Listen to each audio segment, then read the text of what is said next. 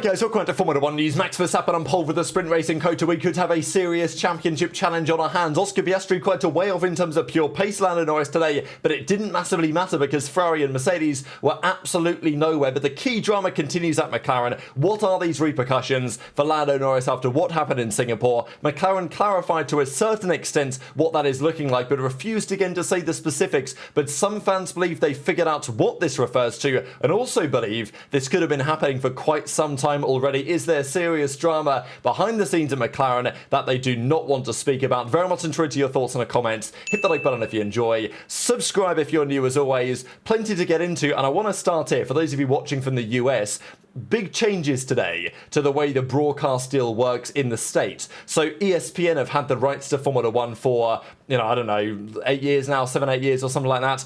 Actually, it says, right, 2018. Now, Apple TV, there were rumours about this for some time, are taking over the rights. Now, the key question, I guess, is what does this change, right? What does it mean for you guys? From what I understand, it shouldn't change that much in terms of what you'll have access to, but I just wanted to clarify a couple of things. So currently F1 TV is available in the US. That will effectively still be the case, but it won't be F1 TV anymore. It will be integrated into Apple TV.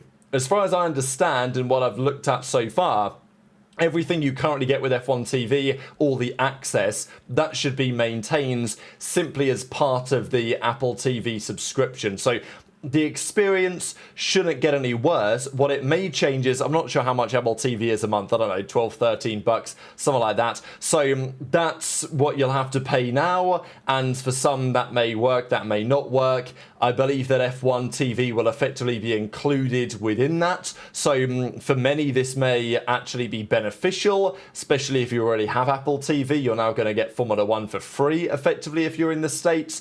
There may be some hiccups, there may be some things to deal with, but effectively ESPN were paying, I think, like $90 million a year. Apple have offered $140 million a year for the rights. So they're not going to say no to that. So that's as far as I understand it for now in terms of the implications.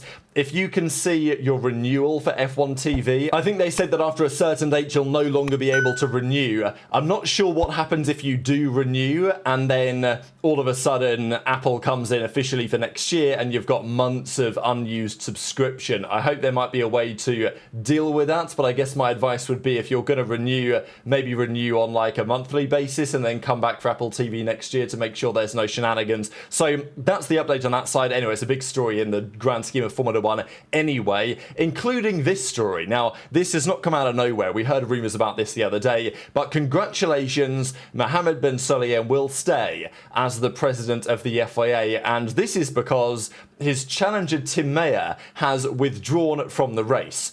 Not because he wanted to withdraw or because he wasn't going to garner support, but because of this regulation. If you guys missed the video that we did on this the other day, and this is so remarkable, it's tough to even imagine that this is real, but look, no one's under the illusion that the FIA is a democracy. The regulation means that if you want to try and become the president, you have to select a series of 10 effectively vice presidents for the other positions. Now, 6 of those have to come from very specific regions, and they have to be selected from a list of eligible candidates from said regions. It turns out that for the South American region, there is one candidate, and it's Fabiana Eccleston, Bernie Eccleston's wife, and she has pledged her support for Mohammed bin Sulayem, effectively making her the most important person in this entire election, which is outrageous, but that is the rule, because Tim Mayer, in order to present an actual list of candidates, needs a candidate from South America,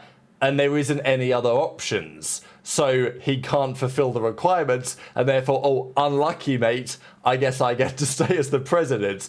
And of course, if you want to propose another candidate for South America so they could maybe endorse you and you could select them for your candidacy, that has to go through the FIA. So, we know where that one might go because we know who controls that committee. Let's talk about what actually happened on the track today and off the track as well at McLaren. I will just say for the millionth time how much I hate this graphic. It's my least favourite thing about the stupid... I mean, I actually despise this so much. It doesn't show anything. Again, you've got to keep in mind Hungary to Singapore, right? So we're choosing two very specific races and comparing where their performance levels were at that point. Of course, Red Bull were horrible in Hungary. A McLaren now a slower car than they used to be. That's the implication. But that's not what this is showing. It's actually showing gap to the fastest. McLaren were the fastest. In Singapore, they technically weren't on whatever metric they're using to figure this out. So these numbers are just awful because they only compared two Grand Prix, which are not at all representative of the average performances of the cars. So it really grinds my gears, this. I don't know why it gets to me so much, but I hate that stupid graphic. I don't know if you guys ever agree with me on that because it's just pointless in terms of what it's trying to show. Anyway, practice hit the track. This was hilarious. Isaac Hadjar was on the radio and he was getting told Bottas is behind, Bottas is ahead, like, you know, watch out for Bottas. I guess he meant Bortoletto, right? Like, I guess there could be some similarities there, both in the Sauber, right? So maybe there's something in that. But it was pretty funny because then Bottas was there and he was like, well, hang on a second. Because Isaac was like, mate, there's no Bottas on the track. What are you talking about? There was also a bit of drama about this. There was a bit of debris that came off the back of Lance Stroll's car. And they red flagged the session for this. Now, I do appreciate that the cars do go all over this curb. So getting someone out there on the track to retrieve it when the cars are going around, even under like a virtual safety car condition, could be considered a bit dangerous. I don't know, I guess it is safety first, but there was a bit of talk about it during commentary, whether in such circumstances, do we really need a full red flag? Because it was very disruptive for the session, but equally disruptive was Carlos Sainz's Williams, beautiful livery, but it was back in the garage with an issue. Turns out the Williams did a pretty damn good job when we got to qualifying, sprint qualifying anyway, that we'll get to in a few minutes' time. Now, early days, this is what was hilarious again. This whole weekend, some of the talk from Ferrari has been, yeah, the last couple of weekends, we were good out of the blocks. FP1, solid car. This was true in Baku. It was true in Singapore to a certain extent. Looked pretty good. Then when it mattered in qualifying, we fell away. But Ferrari said this weekend, we've figured it out. We've got on top of it. We understand where we went wrong. And this weekend, we're not going to make the same mistakes. We're going to stay competitive throughout the qualifying session. And let's not forget, this time last year, Ferrari 1-2'd around this circuit with Leclerc and Sainz. And a year on, they're near enough P11, P12 coming out of qualifying. It's absolutely embarrassing, especially when they were talking a good game. But we also believe that Ferrari are riding the line when it comes to plank wear, and they just can't run their car where they want to run it, especially around this circuit. It's hot, the brakes aren't going to like it, it's bumpy, the floor's not going to like it. I mean, it's just a recipe for disaster, you would think, for this car. But Hamilton was looking pretty good early on. The car was coming to him. It was certainly not coming to Charles Leclerc. And there was another issue. Charles had a problem. He had oil smell in the cockpit. His gearbox wasn't engaging. So everything that can go wrong for the Lift Coast 25 was going wrong.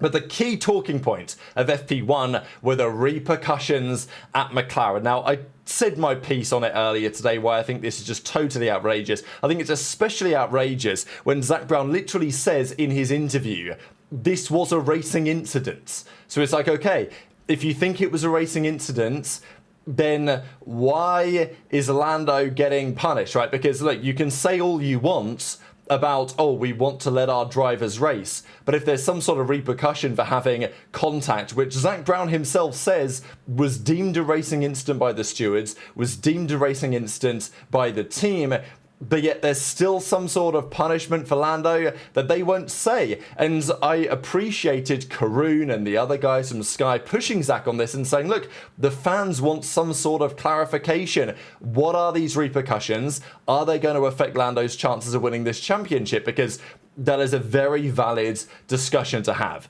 Now, Zak did say the repercussions are marginal. They're consistent with what happens, which is a racing incident at the end of the day, which is completely oxymoronic as far as I'm concerned, because if it was a racing incident, then any sort of punishment cannot be consistent with what happens. But even then, how are you going to pretend that whatever repercussions they have are going to be consistent? Like with the situation that happened. Okay, let's say Lando was at fault. it wasn't the way that we want to go racing, whatever. Lando takes the position. Let's say they think that was unfair and that actually it should have been the other way around.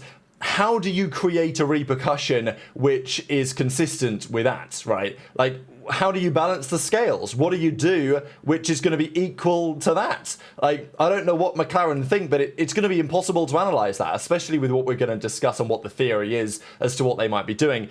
Zach says it's something marginal. He even says it probably won't be noticed. Well, you know, Formula 1 fans, it will be noticed, especially now they're looking for it. And Lando and Oscar know what it is, which is most important. Of course, we want to be transparent with our fans.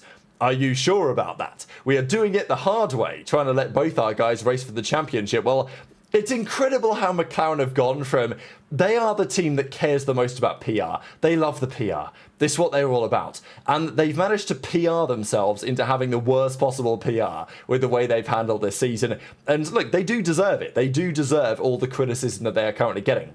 And a lot of it is coming now from Lando fans. There was lots of criticism about what happened in Singapore from Piastri fans, understandably. Now, there's lots of Lando fans giving their take. Now, there was also a bit of drama about this selfishness comment. So, Oscar basically said this. This is the full comment because I think it got taken out of context a little bit. He was asked the question, are the drivers going to be more selfish now, care less about the team?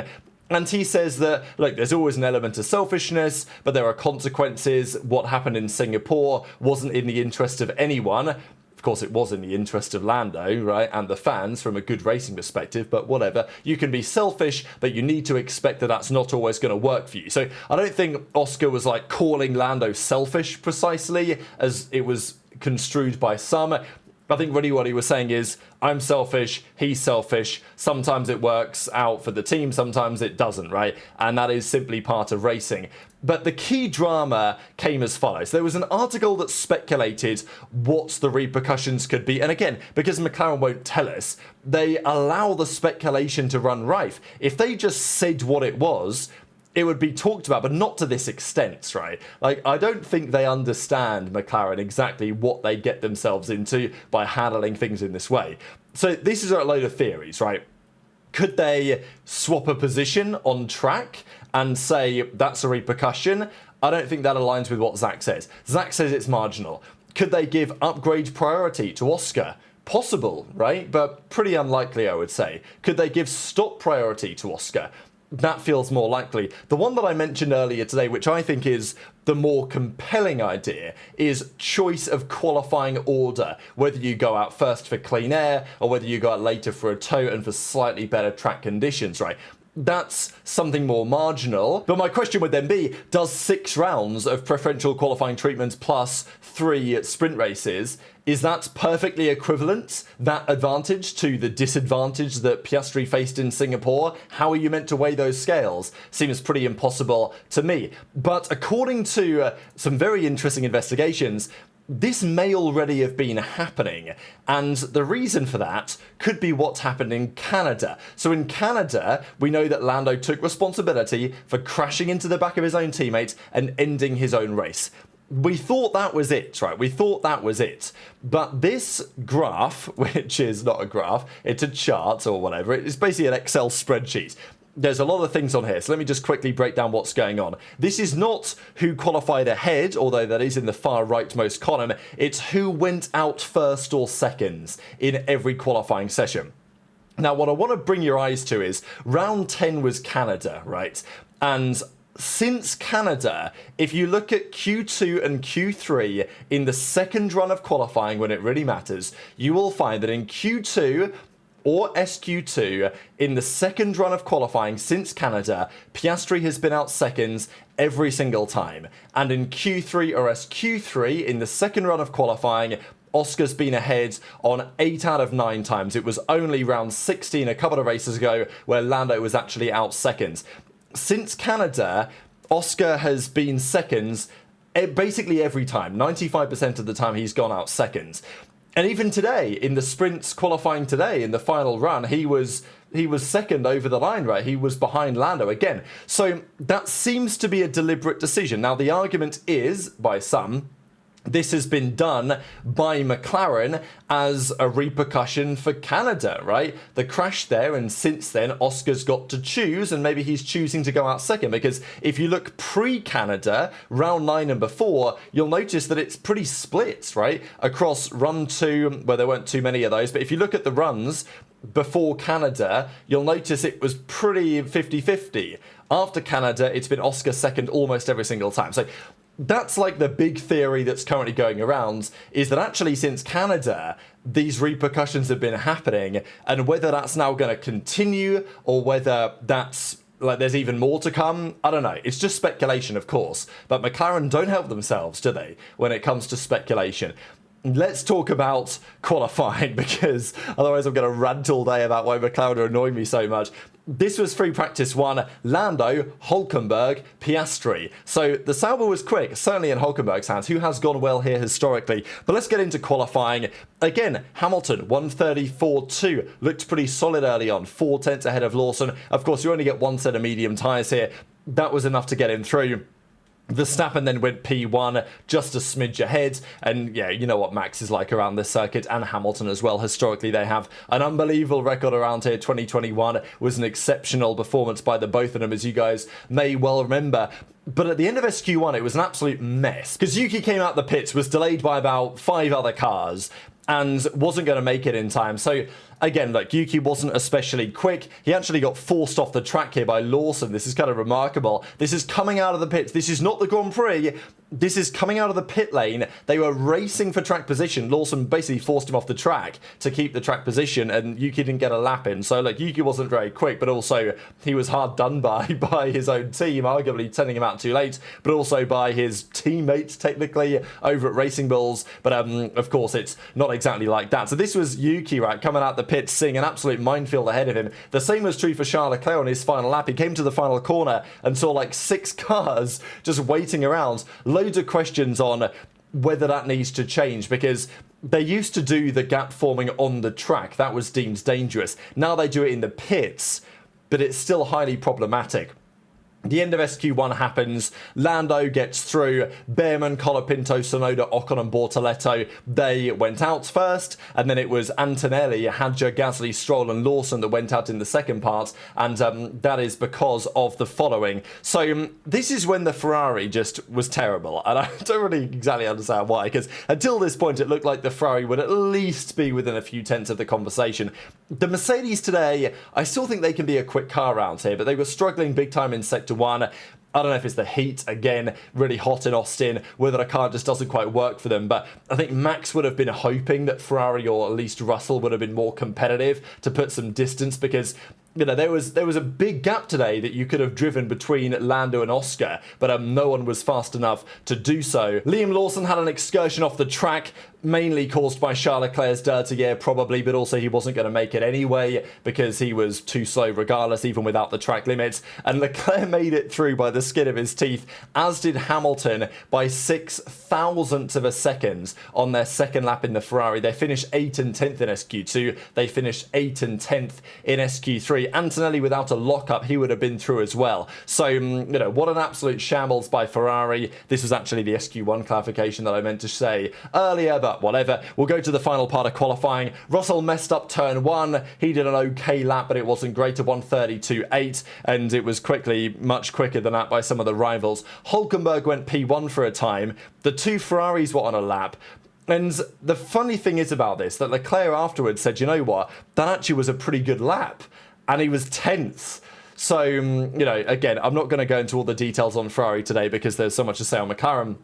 But again, Max Verstappen to the top of the timesheets. I mean, what a lap for Max, right? Look, it's difficult to sing the praises enough, but it was so impressive. Look, the Red Bull is definitely going to be very quick around here. We expected it, as is the McLaren. I think Lando did a pretty stellar job today, right? To dunk 3 tenths on Piastri's head, leading free practice, leading the first couple of parts of qualifying before Max puts in a phenomenal couple of corners, just fully sent it to get the purple Sector 3 and the 700ths nudge. But for Lando, we'll be thinking, okay, yeah, turned up today, put in a serious performance. Hulkenberg was 4th, so, you know, if a Sauber was 4th, you've got to think that the Mercedes or, you know, some other team would have have thought they could have at least smidged in there and be beating it up with the top dogs, and maybe in qualifying tomorrow for the main Grand Prix after the Parc Fermé changes happen after the sprint, that could still happen. But Max on top, the title fight for him feels like it could well be alive. It's definitely possible for Max to win everywhere now. Like, it's clear that the car has that capability within it. And if Oscar and Lando come to blows, as maybe they will, as much as McLaren will try and stop that from happening as much as they possibly can, things could still change. So very much intrigued to your thoughts on all of this stuff in the comment section below. Hit the like button if you enjoyed, subscribe if you're new, take care, and I'll see you next time.